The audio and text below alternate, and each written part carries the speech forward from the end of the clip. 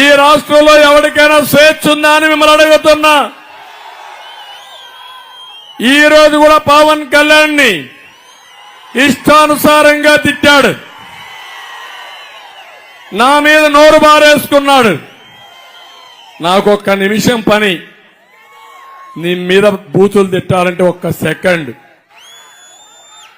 అంటే వీళ్ళ తండ్రి కూడా ఈయన్ని భరించలేక ముఖ్యమంత్రిగా ఉంటే, ఇతనుంటే ఆయనకు పదవి పోతుందని బెంగళూరుకి తరిమేసిన సందర్భం ఒక్కసారి మీరు గుర్తుపెట్టుకోండి.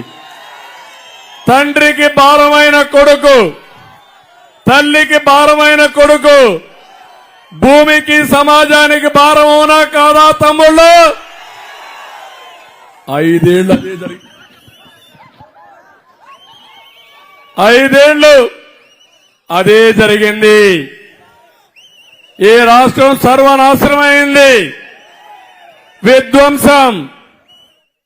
ఈయన పరిపాలన విధ్వంసంతోనే ప్రారంభమైంది.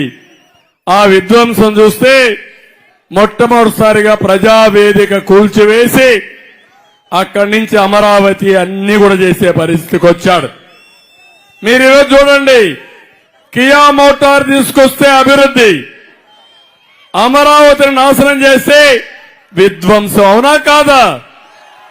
నీళ్లు తీసుకొచ్చి పొలాలకు బారిస్తే అది అభివృద్ధి.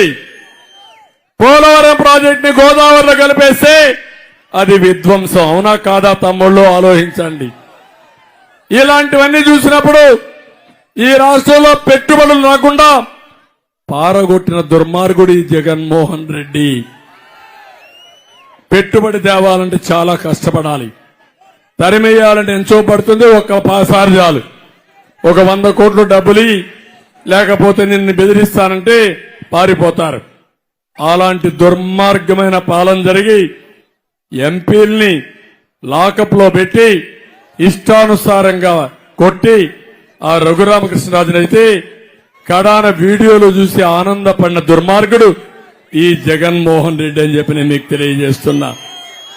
ఇప్పుడు వివేకానంద రెడ్డి విషయంలో కోర్టుకెళ్లి సిగ్గు కూడా లేకుండా మళ్ళా ఒక ఆర్డర్ తెచ్చుకున్నాడు. ఏమని? ఎవరు మాట్లాడకూడదంట. అంటే దాని వాస్తవాలు బయట రాకుండా ఎప్పటికప్పుడు కప్పిపుచ్చుకోవడానికి ప్రయత్నం చేసే వ్యక్తి ఈ జగన్మోహన్ రెడ్డి అని చెప్పి నేను మీకు తెలియజేస్తున్నాను. మళ్లీ మీ అందరిని అడుగుతున్నా, మీకు భవిష్యత్తు కావాలన్నా మీ పిల్లలకు లేదా అని మిమ్మల్ని అడుగుతున్నా. ఇదే మరి అరాచక పాలనలో మీరుంటారా అని మిమ్మల్ని అడుగుతున్నా. అందుకే మేము ఈరోజు మీరు చూస్తే 3 పార్టీలు కలిసి పొత్తులో వచ్చాం. ఈ విషయం కూడా నేను చెప్పాలి. ఇక్కడ మైనారిటీ సోదరులు కూడా ఉన్నారు, అందరికీ అర్థం కావాల్సిన అవసరం ఉంది. 13 లక్షల కోట్ల రూపాయల అప్పు ఉంది. ఇంకో పక్క రాష్ట్రాన్ని అభివృద్ధి చేయాలంటే కేంద్ర సహకారం కూడా అవసరం. తెలుగుదేశం పార్టీ ఒకటే మీరు గుర్తుపెట్టుకోండి, 95 నుంచి 2004 వరకు ఎన్డీఏలో మేము భాగస్వాములుగా ఉన్నాం.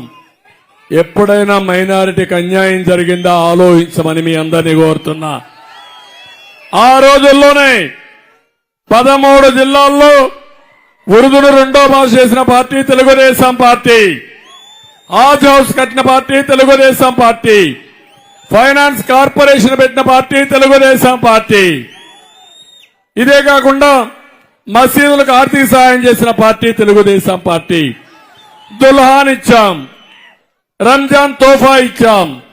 4% రిజర్వేషన్లుంటే సుప్రీంకోర్టులో మంచి అడ్వకేట్లు పెట్టి 14-19లో కాపాడిన పార్టీ తెలుగుదేశం పార్టీ, ప్రొటెక్ట్ చేసిన పార్టీ తెలుగుదేశం పార్టీ.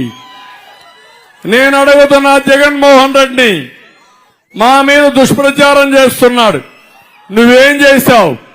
5 ఏళ్లు బీజేపీ ఏ బిల్లు పెడితే ఆ బిల్లు చేసి సపోర్ట్ చేశావు. సిఏఏ కూడా నువ్వే సపోర్ట్ చేశావు. ఇప్పుడు మా మీద ఏదో నిందలేయాలని చూస్తున్నావు. తెలుగుదేశం పార్టీ హయాంలో ఎప్పుడు కూడా ముస్లిం సోదరులకు అన్యాయం జరగలేదు. గుర్తుపెట్టుకోమని మరొక్కసారి ముస్లిం సోదరులందరినీ కోరుతున్నా. నేను అడుగుతున్నా, ఈ 5 ఏళ్లలో జగన్మోహన్ రెడ్డి ముస్లింలకు ₹1 ఖర్చు పెట్టాడా? తమ్ముళ్ళు ఆలోచించండి. మీ పిల్లల విదేశ విద్య కోసం డబ్బులు ఇచ్చాడా గుర్తుపెట్టుకోమని అడుగుతున్నా. ఇంకో పక్క నేను ఆ రోజు ఇమాములకి మౌజములకి నెలవారీగా పౌరసత్వ ఆందోళన ఇస్తే అదేనా సక్రంగా ఇచ్చాడా అని మిమ్మల్ని అడుగుతున్నా.